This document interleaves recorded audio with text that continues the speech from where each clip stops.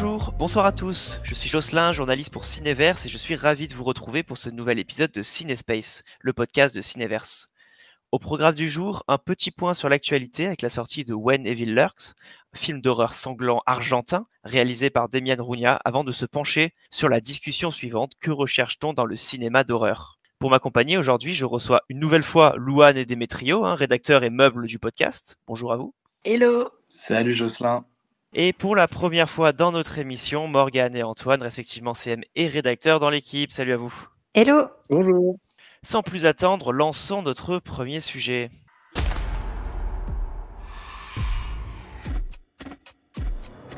Il y a un incarné dans la ville. Tu fais peur à ma famille.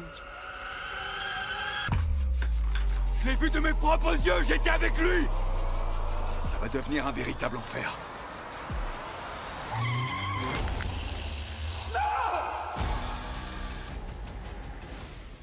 Si nos salles obscures ne manquent pas de propositions horrifiques chaque année, rares sont celles qui ne viennent pas de chez l'oncle Sam. When Evil Lurks fait ainsi une apparition remarquée dans cette période creuse du Festival de Cannes pour montrer le savoir-faire argentin du genre. Des contrées austères, des tensions souvent attendues et un gros dogo surprenant. Démétrio, est-ce que tu veux commencer à nous en parler ? Ouais, bien sûr. C'est un sacré morceau d'horreur que tu nous as fait voir, Jocelyn. Je sais pas si je serais allé le voir, tu vois, sans le podcast, et franchement, ça aurait été bien dommage. Donc rapidement, voilà, je vais faire un léger résumé pour pas non plus trop en dire et laisser mes petits camarades compléter mon avis sur le film en tout cas. Et voilà, ce qui est sûr, c'est que c'est de la série B. Moi, les 10-15 premières minutes, j'ai été un petit peu perdu parce que je me suis demandé si c'était volontaire. Le ton très kitsch, le fait que les personnages soient surinvestis dans l'investigation d'horreur dès le début, c'est quand même... Il y a une petite réaction qui a été provoquée en moi. Mais finalement, au bout de 10-15 minutes, quand les enjeux ont bien été posés, que le film part pour de vrai, il y a une idée à la seconde d'horreur. C'est fun, c'est dément, c'est méchant. Et c'est du cinéma d'horreur viscéral que j'avais pas vu depuis très très longtemps au cinéma. Donc ça fait du bien. C'est loin d'être parfait, mais franchement, ça mérite d'être salué. Alors ouais, de mon côté, je suis un peu plus sur la retenue. Alors comme toi, je savais pas trop ce que j'allais voir au début. Honnêtement, j'ai surtout pris le film comme prétexte pour parler de cinéma d'horreur aujourd'hui. Mais bon, finalement, j'ai quand même passé une séance un peu longue. Je suis ressorti même de la salle avec la migraine. La gestion du son dans ce film m'a rendu barge. Il y a trop de gros booms avant d'avoir des silences, puis des gros booms avant d'avoir des silences. Et ça m'a rendu un peu fou. Et à la fin, en tout cas, j'étais fatigué physiquement d'avoir subi ce film. Après, je suis d'accord pour t'accompagner sur le sujet. C'est un film qui déborde d'idées. Dans chaque séquence, on a un gimmick de l'horreur qui est mis en avant et ça, pour le coup, c'est assez fun à voir. Je regrette un peu sa gestion des screamers. C'est pas des screamers conventionnels, mais il joue quand même avec le screamer sur des scènes où on s'attend vraiment à ce qu'ils arrivent. Franchement, Oui, c'est pas le plus et finaux de tous les non, films d'horreur, et c'est je l'ai clair. même mentionné dans mon introduction.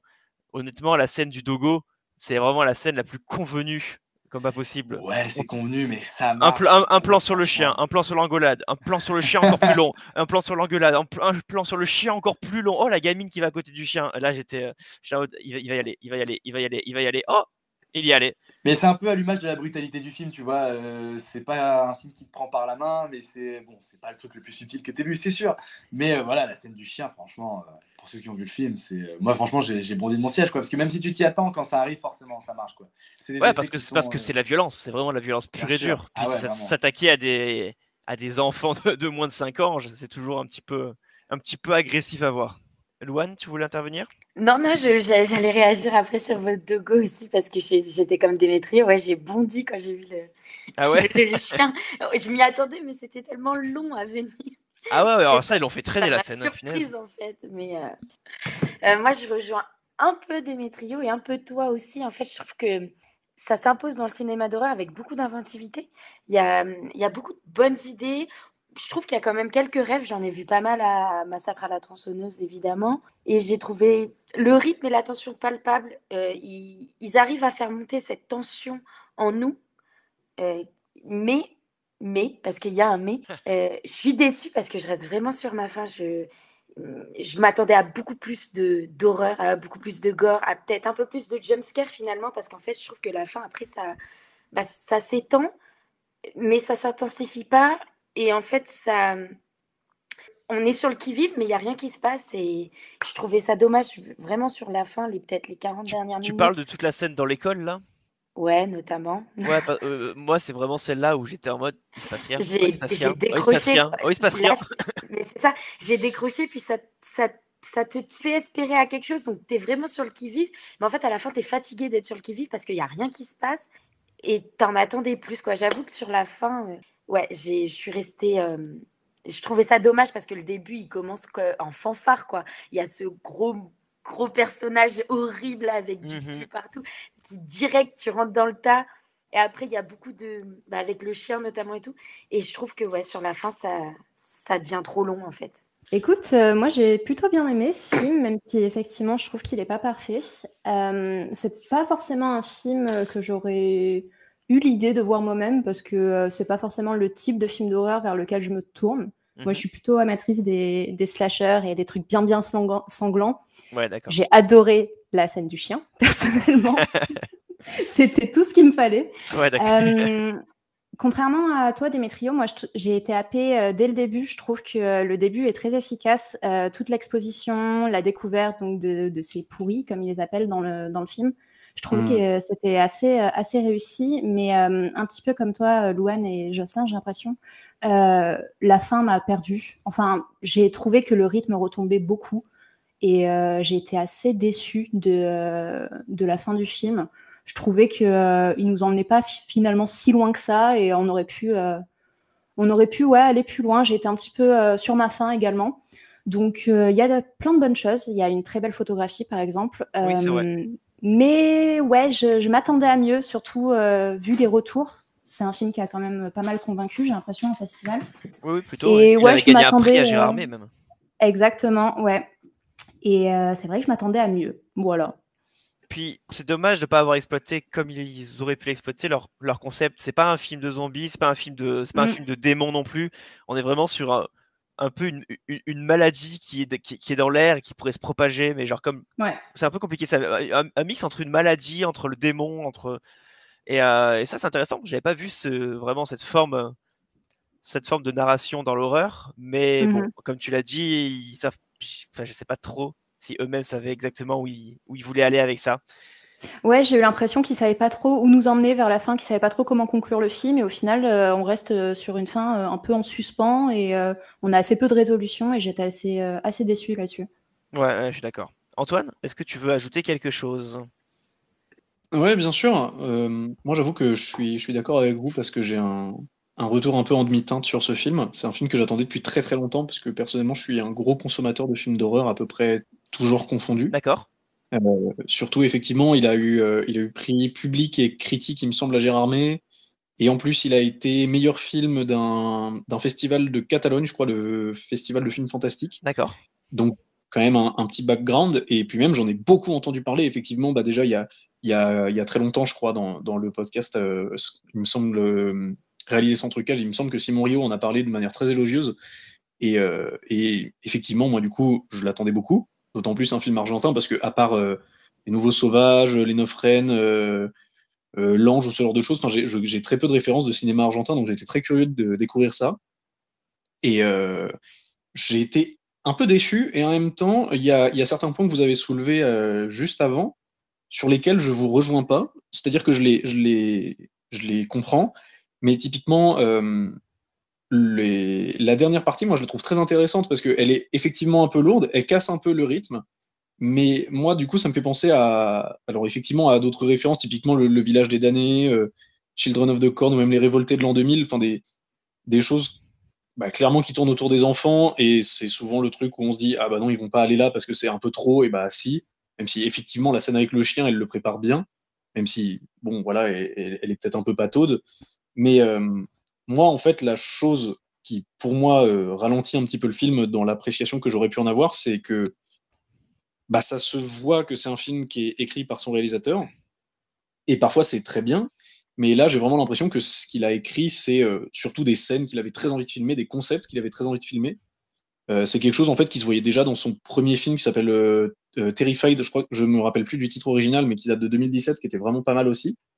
Et en fait, c'est quelqu'un qui met très très bien en image. Il y a vraiment des images qui restent en tête. Enfin, le pourri, on en a parlé, la scène du chien, même si on peut s'y attendre, en vrai de vrai, ça marque quand même un peu, c'est assez violent. Ouais, bien sûr, la Et scène même, avec la hache, d'ailleurs, qui est l'affiche du film. oui, oui. Ouais, mais c'est ça, on a Même, l'impression bah, qu'il a des idées graphiques de scènes, en fait, de séquences. ah oui, mais c'est exactement ça. Et moi, j'ai l'impression que c'est quelqu'un qui a vraiment une grande générosité, qui a très envie de faire de la mise en image horrifique, et ça fonctionne en soi. Je pense qu'il y a des choses qui marchent très très bien, mais typiquement, il y a tous les plans en voiture. Moi, chez moi, vraiment, ils m'ont sorti du truc parce que j'avais juste l'impression qu'il venait de s'acheter un drone et qu'il était vraiment très content de le montrer à tout le monde.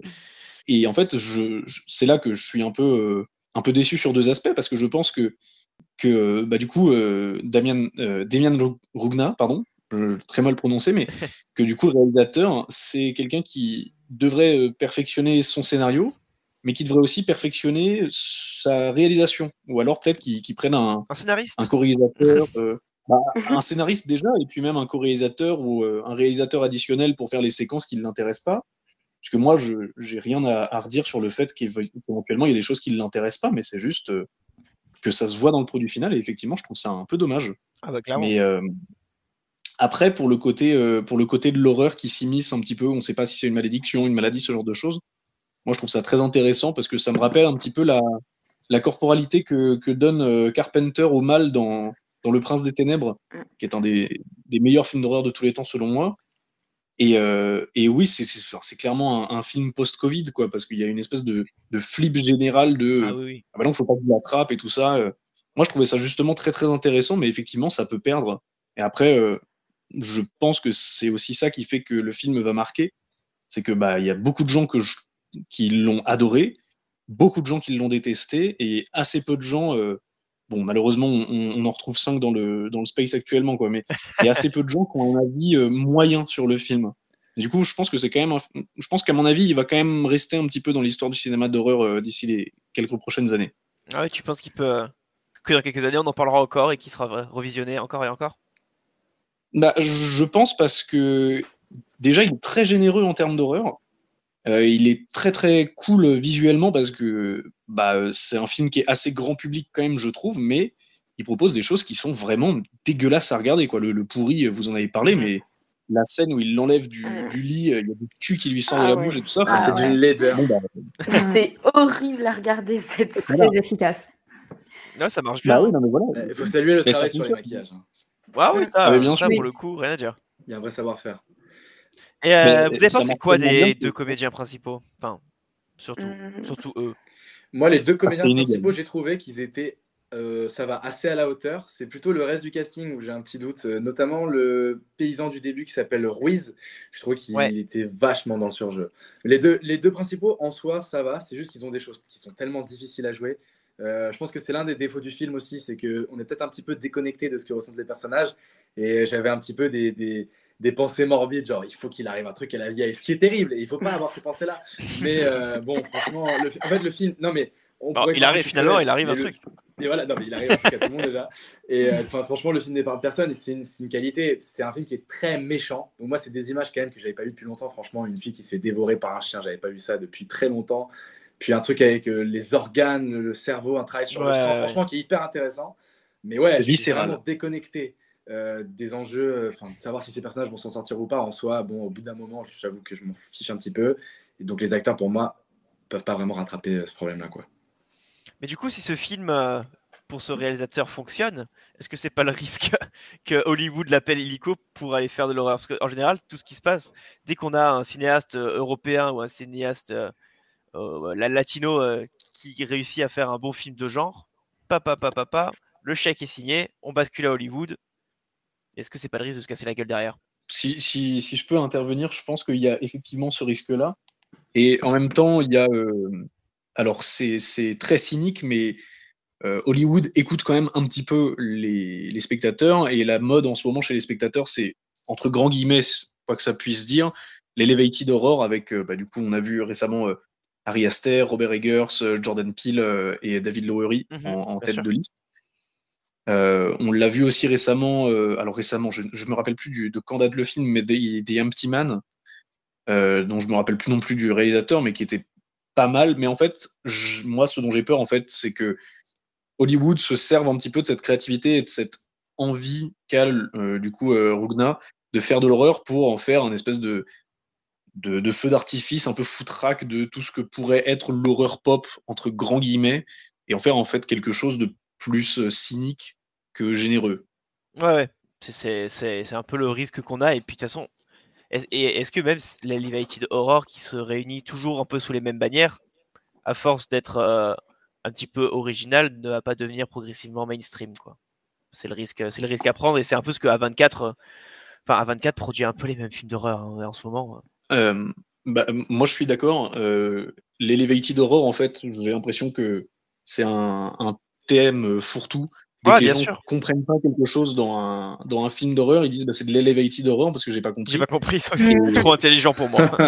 Ouais, j'ai l'impression que c'est un peu un terme pour parler d'un bon film d'horreur, d'un film d'horreur intelligent, parce que les gens partent du principe que le film d'horreur est forcément bête. Oui, c'est vrai. Du coup, dès qu'on a quelque chose qui porte un message un petit peu plus explicite, notamment d'un point de vue politique, tout de suite on parle d'elevated horror, mais au final c'est un terme qui est presque un peu méprisant pour le genre de l'horreur, tu vois. Ouais, carrément. Clairement. Mais surtout que je trouve quand même beaucoup de qualité quand même à When Evil Lurks, dans le sens où il a un peu ce truc qu'a Kiyoshi Kurosawa, notamment dans Cure, le fait de montrer qu'en fait le mal il est partout. Ça peut être n'importe quoi, ça peut être un objet, un acte, du coup on va se méfier de tout, on va douter de tout, mais en fait on va jamais vraiment voir, je parle du diable ou de cette chose, en fait on va juste supposer que ça peut être de la possession ou quoi, mais je trouve qu'il a ce côté-là quand même où c'est hyper intéressant parce qu'en fait on se questionne vachement devant ce film quand même. On se questionne nous-mêmes, qu'est-ce qu'on ferait dans ces situations-là, qu'est-ce qu'on ferait quand on est confronté à des situations aussi inimaginables et insensées. Et je trouve que ça, c'était un point fort vraiment intéressant du film, la profondeur de réflexion. Mais c'est vrai que, après, je sais pas si c'est son premier film ou pas. Non. C'est pas son premier film parce que pour le coup, je connaissais. Il en avait fait un avant. D'accord, parce que ça reste quand même assez qualitatif malgré une fin un peu longue où ça s'essouffle un peu, mais j'avais trouvé ce côté-là du film assez intéressant justement.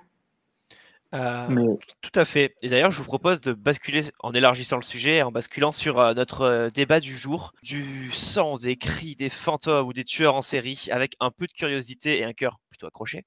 Tout le monde peut y trouver son compte. Le cinéma d'horreur, souvent cantonné à son aspect divertissant, ne manque pas de proposer des formes de narration toujours plus inventives, sans jamais prendre peur de tomber dans le pathos ou dans le nanar.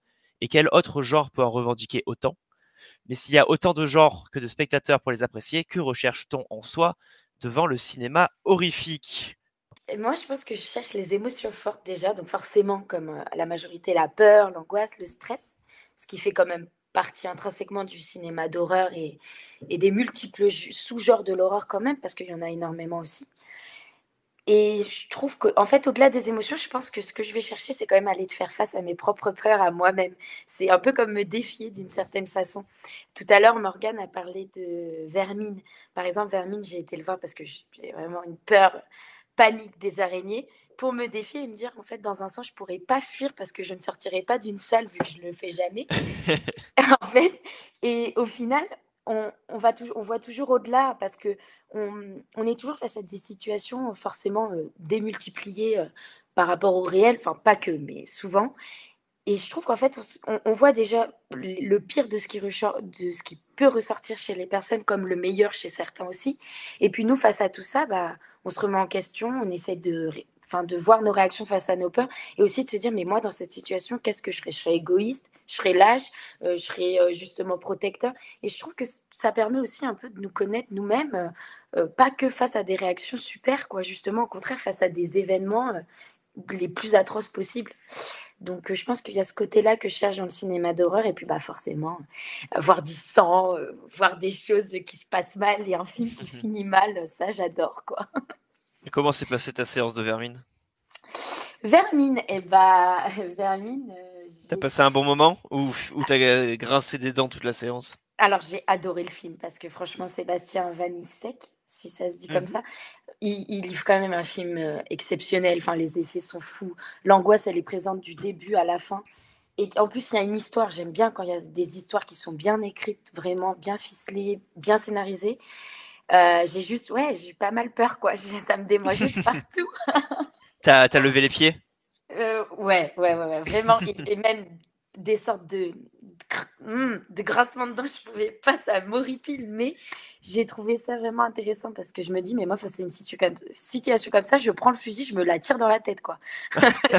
Ah ouais. Je me bats pas, quoi. Et ben, je me suis dit ça aussi devant When Evil Lurks. Je me suis dit, mais à leur place, C'est clair. franchement, il y a très peu d'espoir, quoi. Et toi, Démétrios, c'est quoi ton rapport au film d'horreur? Qu'est-ce que tu cherches avec ça?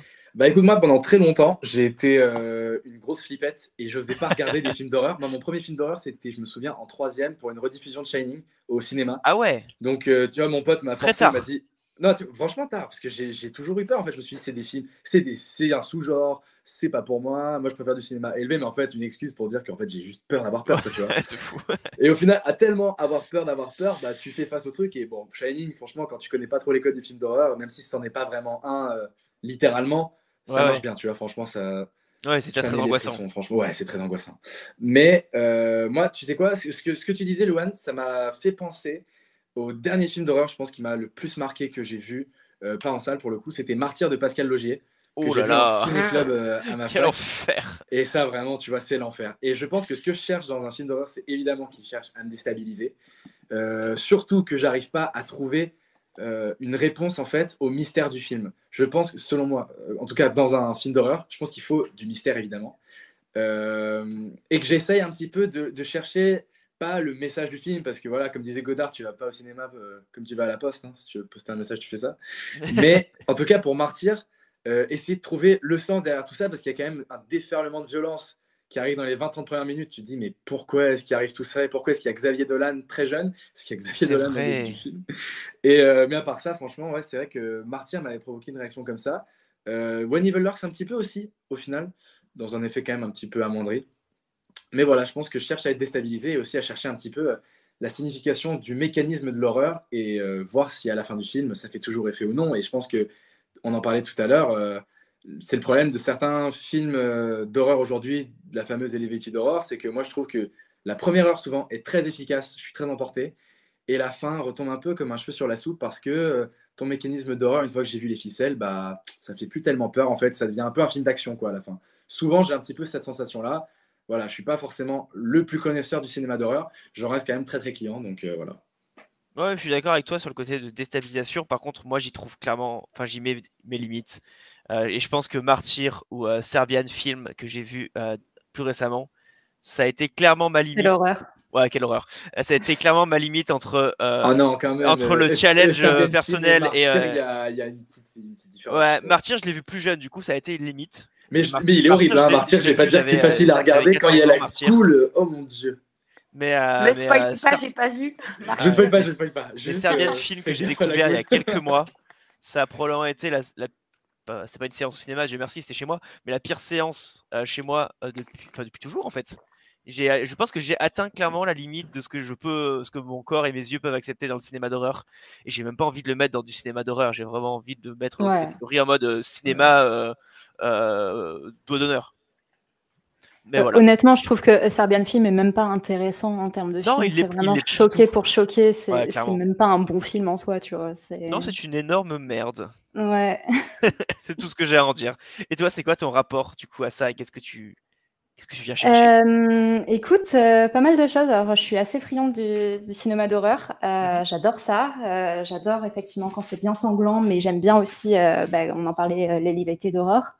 Je pense qu'un des trucs les plus importants dans un film d'horreur, c'est savoir gérer le rythme, tout simplement, parce que ce soit la peur, mais aussi le dégoût, le malaise, il y a toute une tension en fait à gérer, et c'est pour ça que j'ai bien apprécié le début, en tout cas, de When Evil Lurks, parce qu'en fait, je trouve que c'est vraiment tout un art de réussir à créer la surprise, de créer ce moment d'effroi au moment où on s'y attend le moins. Après, je suis pas forcément non plus très friande des jumpscares. Je trouve que c'est rarement très efficace. C'est souvent juste du sursaut sans vraiment de tension. En fait, j'aime bien quand un film réussit à faire monter la tension sur un peu plus de temps. Après, j'aime bien aussi le fait qu'il y ait beaucoup de codes, que ce soit un genre très codifié. Le cinéma d'horreur, justement, dans When Evil Lurks, il parle un petit peu des règles. à suivre pour gérer donc ces pourris. Et je trouve que c'est un truc qu'on retrouve pas mal, notamment dans les slashers. Je pense à Scream, parce que surtout c'est Scream, une ouais. référence. Voilà, c'est Et le clairement une rabâche à référence. toutes les sauces. Ouais, mais tu vois, j'aime bien quand le film joue avec ses codes et même qu'il les tourne en dérision, comme c'est le cas dans Scream, clairement, parce que oui, on sait qu'un slasher, ça se passe toujours plus ou moins de la même manière, c'est toujours les mêmes styles de personnages qui sont mis à l'épreuve et c'est toujours plus ou moins de la même manière qu'on va réussir à combattre le mal. Clairement. Ça fait la force du film. Ouais, complètement. Je trouve ça assez intéressant quand un film d'horreur l'assume et qu'il en joue. Et ce que j'aime beaucoup aussi dans le cinéma d'horreur, c'est quand il a pas peur d'être drôle. Parce qu'en fait, c'est un genre qui peut se prendre très au sérieux, mais aussi qui peut beaucoup jouer justement de ses ficelles et de ses tropes que tout le monde connaît. Et je trouve ça assez cool quand c'est assumé aussi. Donc je pense que c'est assez sympa quand on arrive à allier l'horreur et l'humour, tout simplement. Ouais, le pur divertissement, quoi. Ouais, le côté un peu grotesque, le sang qui gicle, le truc qui est pas du tout réaliste, mais qui en est presque marrant, tu vois. Je Ouais, trouve c'est ça ça. assez efficace. Faut que ce soit too much des fois. Ouais, ça fait On est plaisir. 30 litres de sang là qui sortent en 1 minute. C'est Ça fait plaisir. Et enfin Antoine, notre encyclopédie d'horreur visiblement. Ouais, moi je suis vraiment un énorme client de films d'horreur et depuis que je suis tout petit, à tel point que vraiment quand j'avais mon premier ordinateur, genre j'avais un truc genre 8 ans, évidemment je savais pas comment trouver de films d'horreur et du coup je me contentais de regarder les bandes annonces en boucle et elles me terrifiaient. Il y avait notamment la bande annonce de Grave Encounter qui m'a empêché de dormir pendant très longtemps et j'ai des années plus tard regardé le film qui finalement est plutôt nul. Je suis d'accord avec vous sur le parallèle entre Martyr de Pascal Logier et Serbian Film. À ce détail près, encore une fois que je suis d'accord avec vous, c'est-à-dire qu'une Serbian Film est une grosse merde que personne ne devrait voir, parce que ça ne sert à rien. Voilà. Et ensuite, moi, alors là, du coup, c'est vraiment mon côté puriste de merde, mais c'est que il y a une différence, selon moi, entre l'horreur, la terreur et l'épouvante, à savoir que pour moi, l'horreur, c'est vraiment juste quelque chose qui est repoussant, et ça peut être pas forcément dans la peur, ça peut être dans le stress, ça peut être dans l'angoisse, alors que la terreur, c'est vraiment avoir peur de quelque chose qui nous est montré, et l'épouvante, c'est avoir peur de quelque chose qui nous est pas montré. Et alors, je parle jamais qu'en mon nom, mais j'ai l'impression qu'aujourd'hui, ce que les gens recherchent dans le film d'horreur, c'est l'épouvante. D'autant plus avec la mode récente du elevated horror, c'est j'ai envie d'avoir peur de ce que je comprends pas, j'ai envie que mon cerveau un peu comble les vides et tout ça. Ce avec quoi on peut être d'accord ou pas. Moi, dans tous les cas, ce que j'aime, c'est les films d'horreur qui assument ce qu'ils font. Typiquement, ce que tu disais, Morgane, c'est un film d'horreur peut être drôle, et je suis absolument d'accord avec ça. Il n'y a qu'à voir Evil Dead 2, typiquement, qui est hilarant, je trouve. Moi, ce que j'aime, en fait, c'est les films qui assument vraiment leur parti pris. Et tout à l'heure, j'ai parlé de Prince of Darkness, et ça, c'est un film qui n'est absolument pas drôle. Il n'y a pas une seule blague, il me semble, dans le film. Et c'est aussi pour ça que le film fonctionne très très bien. C'est pareil pour Begotten, qui est incroyable. Et en fait, je pense aussi et surtout que le cinéma d'horreur, c'est un cinéma qui est très divertissant, qui est beaucoup plus facilement divertissant que d'autres genres, parce que même la comédie, je trouve qu'il y a un truc d'attendu un petit peu, on s'attend à ce que le film nous divertisse, du coup, s'il n'est pas aussi efficace que ce qu'on s'attendait, très très vite on décroche. Alors que le film d'horreur, vu qu'on s'attend vraiment entre guillemets à rien, parce que les gens ont beaucoup d'a priori sur le cinéma d'horreur et pensent assez rapidement que c'est nul et que c'est bête, je pense que les gens se font plus facilement impressionner dans le bon sens du terme avec du cinéma d'horreur que les autres, ce qui est dommage de prime abord, mais qui en même temps profite un petit peu. Et moi, par exemple, j'aime beaucoup regarder des courts-métrages d'horreur, il y en a énormément sur YouTube, il y en a énormément qui ont des miniatures très similaires. Et je sais que pour les recommandations du mois, je crois que la première que j'avais faite, c'était Portrait of God de Dylan Clark, qui est un film d'horreur qui fait 7 minutes et qui est disponible entièrement sur YouTube, et qui est incroyablement bien construit. Et en fait, c'est juste un truc de le réalisateur a trouvé un petit peu sa patte, l'assume complètement dans son film. Son film n'est pas du tout drôle. Le film est glauquissime, mais juste ça fonctionne parce que de A jusqu'à Z, il a suivi son idée. Pareil, il y a le film de Tim Megham qui s'appelle Curve, CURVE. Je crois que le film fait un truc comme 8 minutes. C'est vraiment du très très bon film d'horreur, alors que le truc fait que 10 minutes. Ouais. Mais pour moi, le plus important, c'est d'assumer ce qu'on fait. Typiquement, encore une fois, je reprends l'exemple d'Ari Aster. dans Hérédité, ce qu'il fait, c'est un film de famille. Et il se sert de l'horreur pour parler de la famille. C'est pour ça que ça fonctionne. Alors que un autre film que personnellement j'adore, c'est Gonjiam Haunted Asylum de Jung Bum-sik, je crois. Où là, c'est vraiment de l'horreur pour faire de l'horreur, pour faire peur aux gens. Et ça fonctionne super bien. Moi, j'ai aucun problème. Comme je ne sais plus, excusez-moi qui l'a dit, c'est oui, on peut aller au cinéma sans vouloir faire passer de message. Du coup, là, c'est Godard, mais je ne sais plus qui a cité Godard. C'était moi. Démétrio, ouais. Mais bon, Bah Godard voilà, ou moi, bah, finalement, ça moi, revient finalement un petit peu au même. C'est pareil, c'est pareil. Exactement. Mais moi, j'ai aucun problème à aller voir un film d'horreur en me disant oui, ça va être débile. Parce que ce que je vais voir dans un film d'horreur, c'est de l'horreur et ou de l'épouvante et ou de la terreur. Et je pense encore une fois que la définition du genre, elle est très souvent un peu réductrice, alors que le cinéma d'horreur avec un grand C et un grand H, c'est quelque chose qui est extrêmement large, parce que ça passe de Possession de Zulawski à Skinamarink, même si on s'en tient stricto sensu à la définition du cinéma d'horreur, même Irréversible de Gaspard Noé, ça rentre dedans, quoi. Ah, bien sûr, bien Alors sûr. ça, c'est des films qui n'ont rien à voir. Et moi, c'est aussi pour ça que j'adore le cinéma d'horreur. C'est que c'est. Alors, c'est pas un médium, mais c'est un peu comme le cinéma d'animation. C'est tellement large que c'est. Totalement. Dans une certaine mesure, on peut faire rentrer énormément de films dedans, quoi. Et de manière très personnelle, avec le cinéma d'horreur, moi je sais que c'est le genre de cinéma, à prendre avec des pincettes, hein, mais qui se regarde le plus facilement chez moi, seul, dans mon salon. Ça me vient beaucoup plus facilement à l'idée de me dire, et même des fois je préfère d'ailleurs regarder un film d'horreur seul dans mon salon qu'au cinéma, parce que l'expérience est vraiment différente. J'ai vraiment l'impression d'être seul. Dans une salle de cinéma, j'ai jamais réellement l'impression d'être seul. J'ai toujours un couple derrière qui est en train de s'embrasser parce que c'est leur premier date au cinéma. J'ai une vieille dame qui va partir au bout d'un quart d'heure parce que elle aura vu un dogo manger une gamine. Ça m'est vraiment arrivé. J'ai un couple devant qui arrête pas de parler tout le film. Parce que déjà, bon, une fois sur deux, quand je vais voir un film d'horreur au cinéma, le public est insupportable. Parce que bon. C'est le pire public du monde. Le pire public, c'est le public d'horreur en salle. Hein. Vraiment, c'est un enfer. Après, si vous avez la chance de pouvoir aller au cinéma en journée, en semaine, ça va, ça passe. Mais alors, quand tu vas le soir ou le week-end pour voir un film d'horreur, c'est globalement un enfer. La pire séance de ma vie, d'ailleurs, c'est devant Conjuring 3. La salle était. Ah, toi aussi! Voilà, la salle était blindée, tout le monde parlait, les gens se levaient, les gens. C'était globalement un enfer. Et du coup, avec le cinéma d'horreur, j'ai ce côté un peu plus intimiste où des fois j'aime bien me poser seul dans mon salon, j'éteins toutes les lumières, il n'y a que moi et ma télé et vraiment c'est 1h30 de pur plaisir. Bah, alors moi au contraire ça me viendrait vraiment pas à l'idée de me faire un film tout seul chez moi le soir justement parce que j'ai trop peur en fait. Oui bah oui. C'est tout le génie du cinéma d'horreur et je vais revenir rapidement sur ce que tu avais dit Antoine à ce propos, mais c'est vrai que moi ce que j'adore avec le cinéma d'horreur c'est quand il va un petit peu dans le fun, dans le grotesque et pourquoi pas dans la comédie, et je trouve que récemment l'une des formes les plus radicales qu'on a vues à ce sujet, c'était le film d'Ari Aster, Boys of Fred. Qu'on aime ou qu'on n'aime pas, c'est sûr que là-dedans, c'était une vraie comédie, quoi. Je crois qu'en avant-première, Ari Aster, il disait « Bon, bah voilà, j'ai fait un truc, j'espère que ça va vous faire rire. » Au-delà même, avant de faire peur, ça faisait rire, quoi. Moi, j'aime beaucoup Boys of Fred, mais c'est personnel. Je l'ai pas encore vu. J'ai adoré. C'est pas mal. Moi, ouais, on est d'accord, c'est quand même intéressant, je trouve. Ah, il a été assez clivant, hein. Des gens qui ont adoré, mais des gens qui ont chié dessus. Il y a du gras. Ah, j'ai détesté. Mais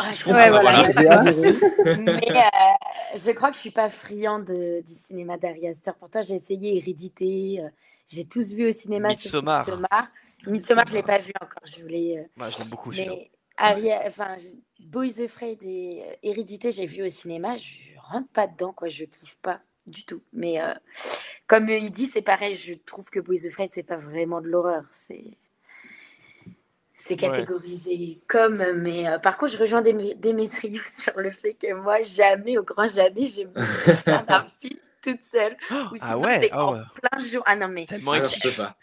Justement, si tu me fais penser, pardon, ensuite je te redonne la parole, bien évidemment, mais ça me fait vraiment penser. Le film, j'étais allé une seule fois, c'était pour aller voir La Main, Talk to Me, que j'ai vu l'année dernière. Et franchement, la grosse frousse. Hein. Tout seul dans la salle de cinéma, j'osais pas, j'avais qu'une envie, c'était me cacher les yeux. Mais il y avait tellement de gens autour de moi, je me suis dit non, mais c'est pas possible, allez, sois un grand garçon. Et franchement, la prochaine fois, on ira ensemble, Démétrio.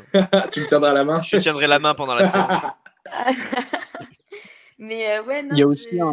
Pardon. Ah non, vas-y. Non, c'est surtout que le cinéma d'horreur, moi, je trouve qu'il est un peu à tort, souvent mis de côté, parce que c'est aussi, je trouve, le cinéma qui rapproche le plus, parce que souvent on peut se dire c'est la comédie parce que on passe un bon moment, on rigole et tout ça, mais le cinéma d'horreur, ça rend tellement vulnérable pendant une séance que justement, là où la comédie fait les blagues à ta place, devant le cinéma d'horreur, pour peu qu'on soit un peu client, bah, c'est toi qui vas devoir faire les blagues pour décompresser, pour faire décompresser quelqu'un d'autre, ou même parce que il y a certains aspects qui, quand on est tout seul à le regarder, sont clairement horrifiques, mais quand on est plusieurs, sont juste complètement stupides, quoi. Bah, du coup, je te rejoins là-dessus. Tu as fait mon intro, en fait. Merci. Parce que Désolé. non, mais parfait, tu as fait mon intro, c'est nickel. Parce que justement, j'allais dire que, ouais, pareil, comme Démétrio, impossible de regarder toute seule.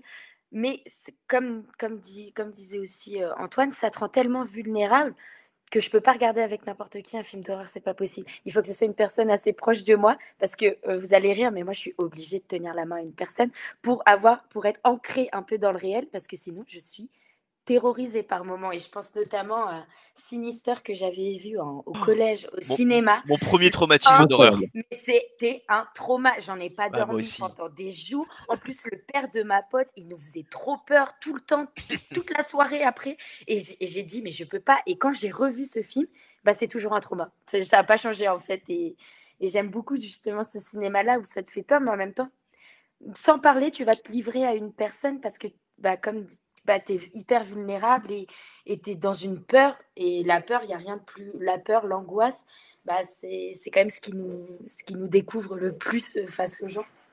Et je voulais aussi parler du fait, on n'a pas parlé trop des séries d'horreur, alors qu'on en a plein qui fonctionnent. Je pense notamment à. Alors, je pense à une, c'est en manga, en série, et qui avait vachement marché sur moi parce que je trouvais qu'en fait, toute l'ambiance avait été réussie et que je vous conseille de regarder parce qu'il n'y a pas beaucoup d'épisodes, hein, vraiment, il y en a 12. C'est Miruko-chan. Et alors ça, pour le coup, si vous aimez l'horreur et que vous aimez les mangas, allez-y parce que c'est vraiment super bien réussi. Ou notamment aussi Haunting. Donc, Oui, je trouve que sur ça, c'est des Netflix. séries.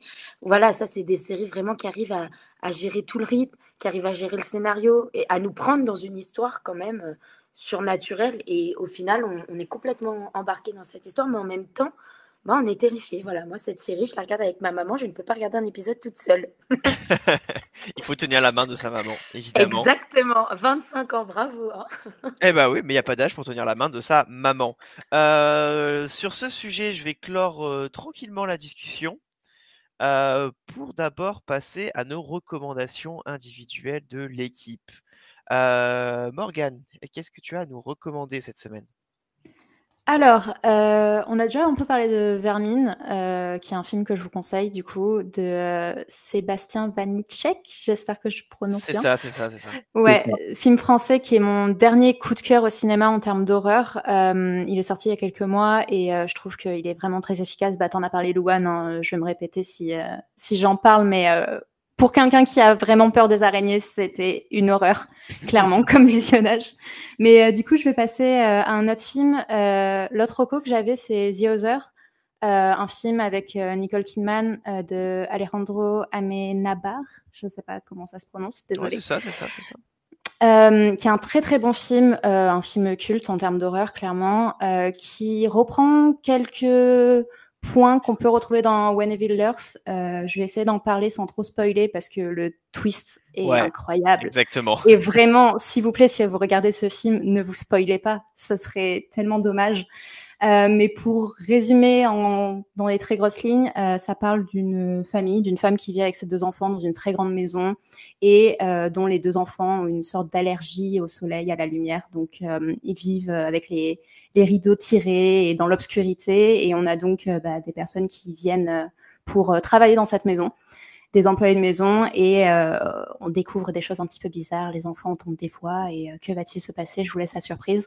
Mais c'est un très beau film, vraiment dans tous les sens du terme. En termes d'écriture, c'est incroyable. Et en termes de photos, c'est également magnifique. Donc, je vous conseille. Bah, je ne peux qu'appuyer cette recommandation. Je peux même dire que c'est un chef-d'œuvre. Clairement. Antoine, de quoi veux-tu nous parler? Ouais, alors moi du coup j'ai 2 recommandations parce qu'il y en a une qui est un peu plus accessible que l'autre. Vas-y.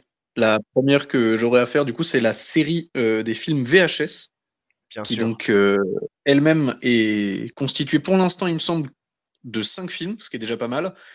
où en fait c'est donc plusieurs films à sketch avec des courts-métrages d'horreur qui sont très inégaux, mais toujours intéressants par plein de cinéastes différents. Il y a eu Joe Swanberg, il y a eu Adam Wingard, il y a eu T. West, entre autres, il me semble, dedans, David Bruckner, enfin, plein de noms, parfois pas très connus, parfois très connus, mais qui valent tous le coup d'œil. Et c'est des films originaux Shudder, donc pour l'instant, en France, il me semble, tu m'as dit Jocelyn, qu'ils étaient disponibles qu'à la location. Ouais, sur Canal+, mais disponible à la location, 3 € la semaine, je crois.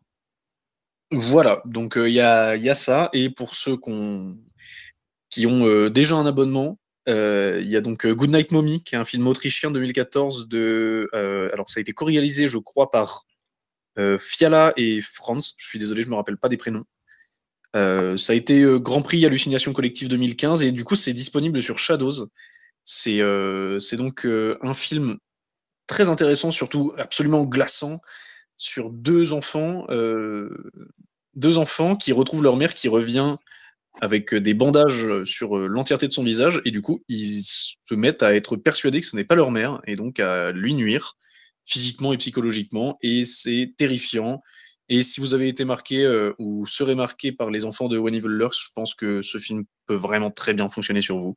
Et donc c'est disponible sur Shadows, voilà. Merci pour cette reco. J'en profite pour dire que du coup, Les Autres, que Morgane nous a conseillé, est actuellement disponible sur Netflix. Si jamais le film vous tente, il faut absolument le voir également.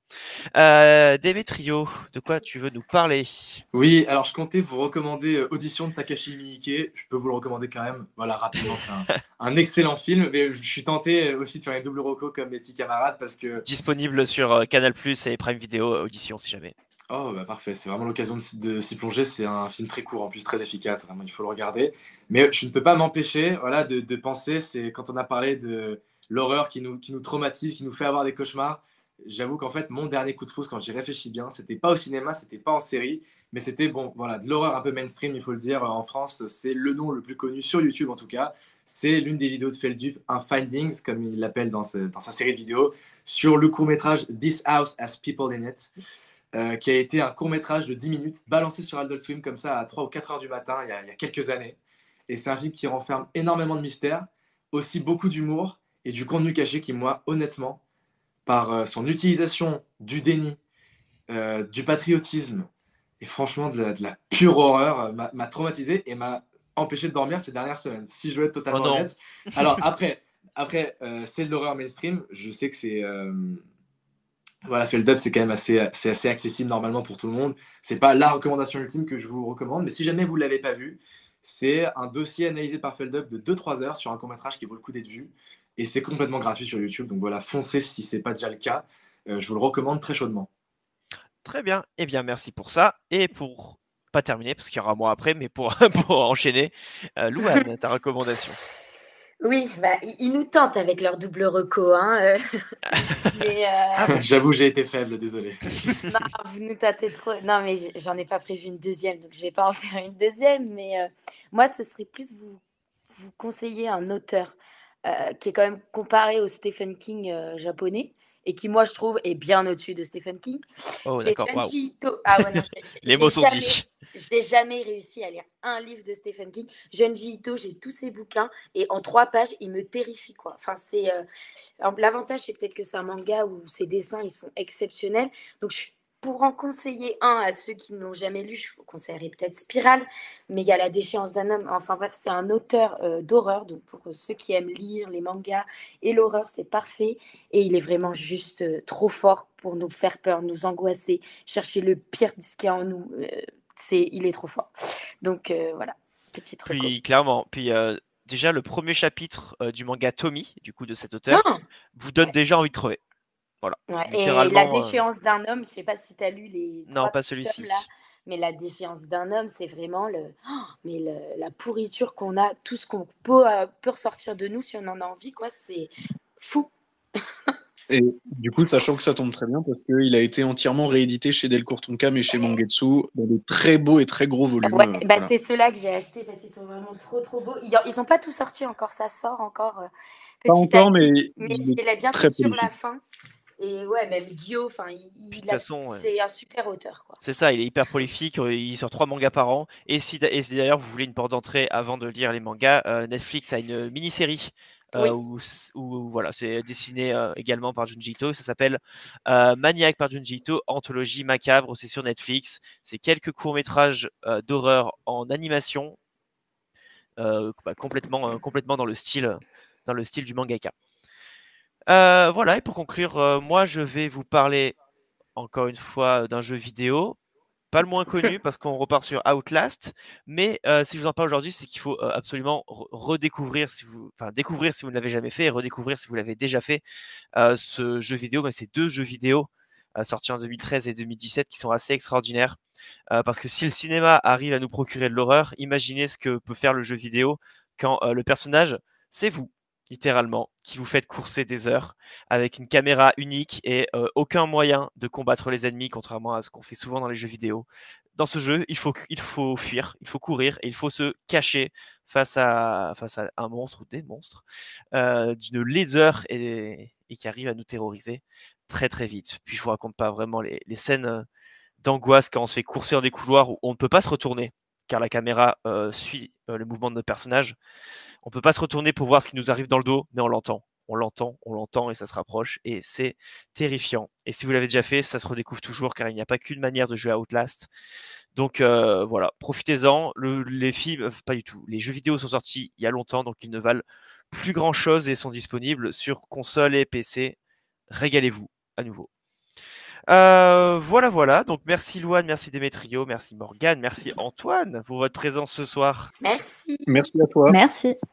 Et ce sera tout pour cette émission. N'oubliez pas de suivre Cinévert sur X et sur Instagram. Et surtout, Instagram, en ce moment, on traite du Festival de Cannes avec notre super rédac chef adjointe Margot, qui fait un boulot de dingue pour littéralement pour reporter tout ce qui se passe à Cannes. Elle ne dort pas, je pense, mais en tout cas, elle a toujours des avis pertinents et elle se faufile partout. C'est un plaisir de la voir et donc allez la suivre allez la suivre elle sur les réseaux sociaux, mais suivez Cinéverse également sur Instagram. Allez voir notre site internet pour retrouver nos dernières critiques, notamment la critique de One Evil Lurks de Amandine, il me semble. Et voilà, c'est là-dessus qu'on va se quitter. Continuez à regarder des films, prenez soin de vous et on se retrouve dans quelques temps pour un nouvel épisode de Ciné Space. Bisous.